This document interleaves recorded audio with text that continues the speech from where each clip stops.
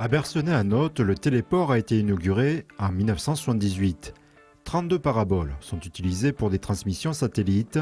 La sélection de ce site ne doit rien au hasard. L'aventure spatiale et industrielle de la France, avec une industrie qui commençait à naître, avec des besoins satellitaires qui étaient affirmés. Puis il faut rappeler qu'à l'époque, le satellite était le seul moyen de communication longue distance qu'on avait. Et pour utiliser un satellite, eh bien, il faut un site où positionner des antennes. Et donc c'est ce site qui a choisi, ce qui fait qu'il reste effectivement extrêmement lié avec l'épopée spatiale et industrielle française. À l'époque, on pensait que les sites de télécommunications satellitaires devaient avoir deux caractéristiques.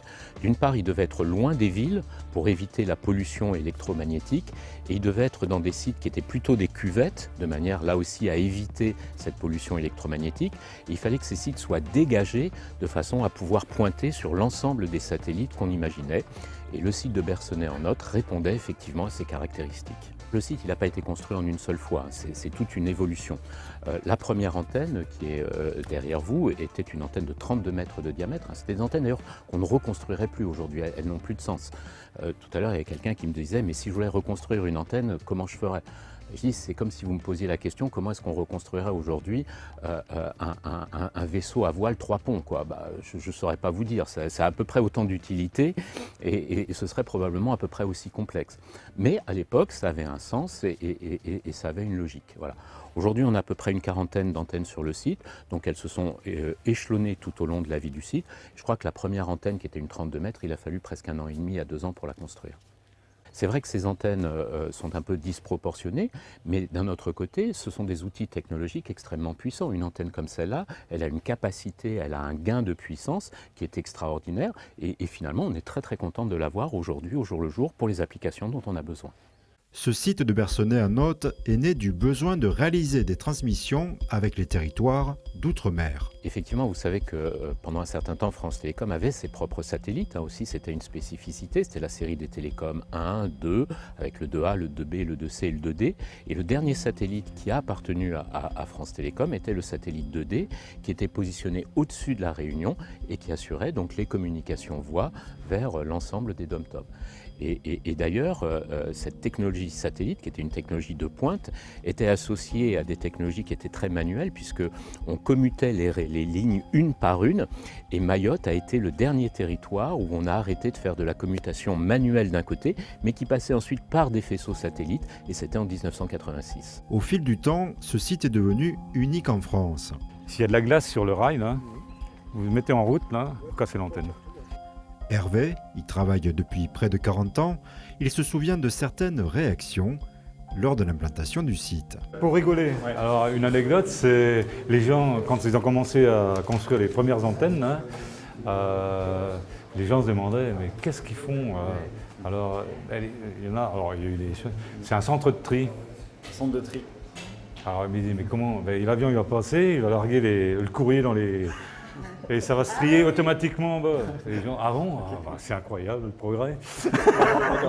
Du progrès, ici, il en est bien question. Le site est mis à jour en permanence en fonction des technologies et des besoins. Le téléphone, effectivement, c'est une invention relativement ancienne, mais le téléphone à l'international, ça, c'est quand même quelque chose d'extrêmement récent. Et les premiers câbles sous-marins ont existé. Le premier câble sous-marin a été posé en 1850, mais c'était juste un câble Morse. Et on a commencé à savoir faire passer de la voix sur les câbles sous-marins uniquement après la Deuxième Guerre mondiale, ou tout au moins sur ces distances. Alors on utilisait d'autres technologies. Par exemple, il existait des liaisons radio, point à point, entre l'Europe et les États-Unis. Ça a été développé dès les années 20. Dès les années 20, on avait ce genre de liaison. Donc on avait 3 types de liaisons. On avait le câble sous-marin qui servait à faire du Morse, des liaisons radio sur lesquelles on arrivait à faire passer de la voix, et puis plus tard est arrivé le satellite, avec la voix dans un premier temps, et pratiquement en même temps également une autre utilisation très importante qui était la télévision. Puisque le domaine privilégié de l'emploi du satellite aujourd'hui, ça reste quand même la télévision. Dans 40 ans, c'était une baie comme ça, voire pratiquement 2. Après, on avait passé à... Aujourd'hui, c'est ça, un nu.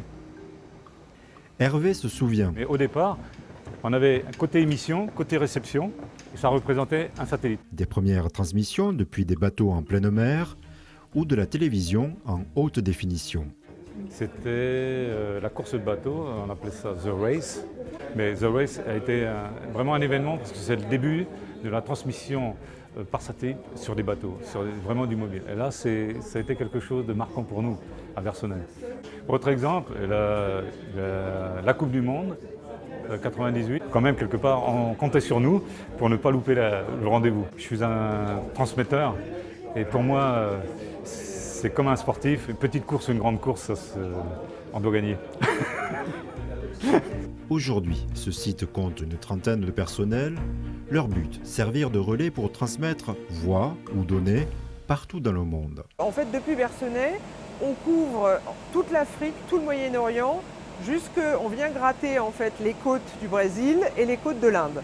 Et pour couvrir tout le reste du monde, on est interconnecté à des téléports partenaires qui nous permettent d'assurer une couverture globale pour nos clients, notamment pour les clients maritimes avec des navires qui bougent sur les océans et qui peuvent de cette façon être toujours connectés au réseau Orange. Il y aura toujours besoin de satellites, il y aura toujours des endroits où il n'y aura pas d'accès filaire. Donc de toute façon, il y aura toujours besoin de sécurité, il y aura toujours besoin de gens en mouvement. Plus ça va, nous par exemple, on se sert du satellite pour faire reculer la fracture numérique en Afrique. Aujourd'hui, si vous voulez connecter des petits villages, vous ne pouvez pas tirer des dizaines de kilomètres de fibres au milieu du désert, au milieu de la pampa. Par contre, vous mettez une antenne satellite, vous mettez des panneaux solaires pour l'alimenter et vous permettez d'avoir du GSM pour tout le village. Peut-être que c'est moins représentatif, mais il y a plein de gens qui ont pu appeler les gens qu'ils aimaient grâce à notre centre pour fêter Noël parce qu'il n'y avait rien d'autre. Tous les dom-toms, ils étaient connectés grâce à ça. Et je trouve que peut-être moins prestigieux, mais au final, c'est tout aussi important. On continue à utiliser le satellite pour des liaisons téléphoniques, pour quelques territoires qui n'ont pas d'autres moyens de communication, notamment des territoires lointains et enclavés, puisqu'aujourd'hui, pour les territoires non enclavés, le moyen de communication numéro 1, c'est le câble sous-marin, c'est la fibre optique internationale. Maintenant, bien évidemment, l'utilisation du satellite, elle est toujours sur les communications téléphoniques, mais principalement sur de l'utilisation de données.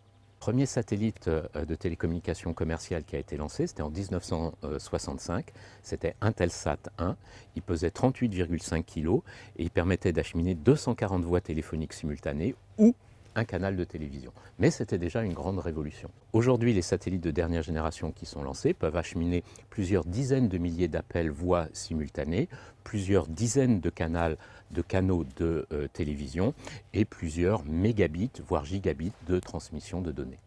Ces antennes servent pour des navires en haute mer. Le calage pour les transmissions doit être très précis.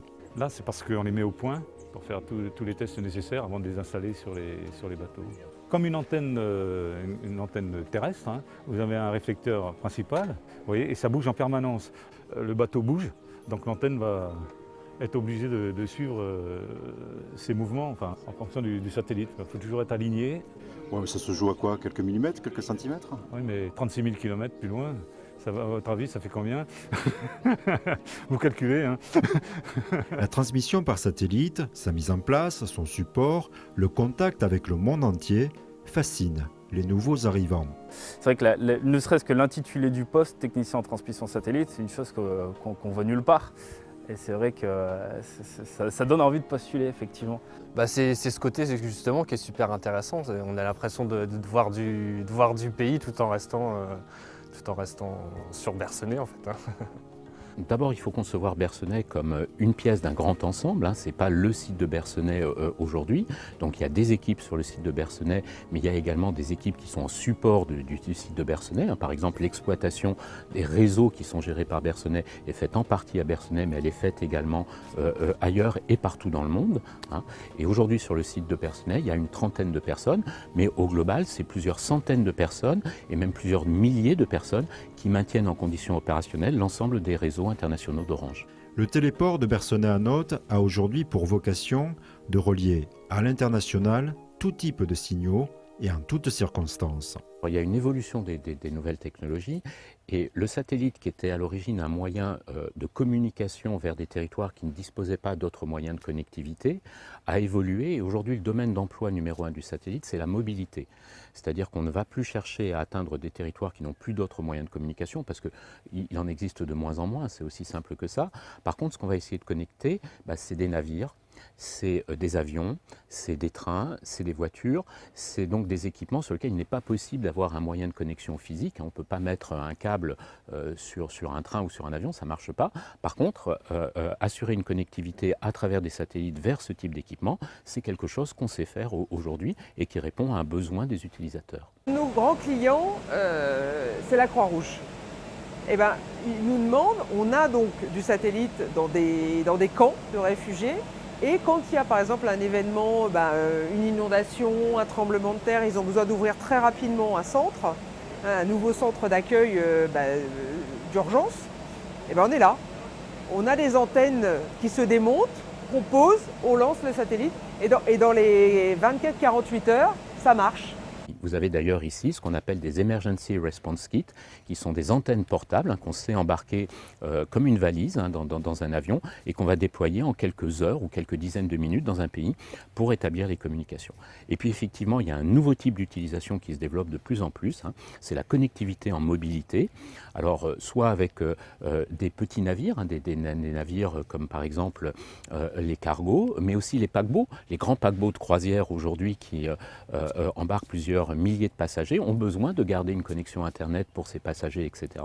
Et le site de Bercenay-en-Othe permet de connecter ce type d'équipement et de répondre à ce type de besoin. Je pense que le satellite demeurera un moyen de communication, certes avec un domaine d'emploi spécifique, mais il répond à des besoins et qu'on ne saurait pas satisfaire demain autrement que par des technologies comme celles qui sont opérées ici. Je ne vois pas d'autres moyens aujourd'hui, par exemple, pour connecter un avion en plein vol. Or aujourd'hui, les gens, quand ils prennent l'avion, ils veulent être connectés à Internet, ils veulent avoir la capacité de communiquer avec le sol, et le satellite et Bercenay répondent et continueront de répondre à ce genre de besoins. Ça répond aussi à des business de télécommunications un peu spécifiques. Par exemple, on a des clients qui aiment beaucoup le site de Bercenay-en-Othe, c'est les ministères des Affaires étrangères, qui ont des tas d'ambassades dans le monde et qui n'aiment pas avoir des fils qui s'étendent dans des pays donc, qui ne contrôlent pas les infrastructures. Aujourd'hui, ça continue d'une part à répondre aux besoins historiques, qui est la connectivité de pays qui ne disposent pas d'autres moyens de connexion, mais ça répond aussi à un besoin d'avenir, qui est la connectivité vers des équipements en mobilité, et en particulier les navires, les trains et les avions, et c'est probablement l'axe de développement de Bercenay dans les années à venir.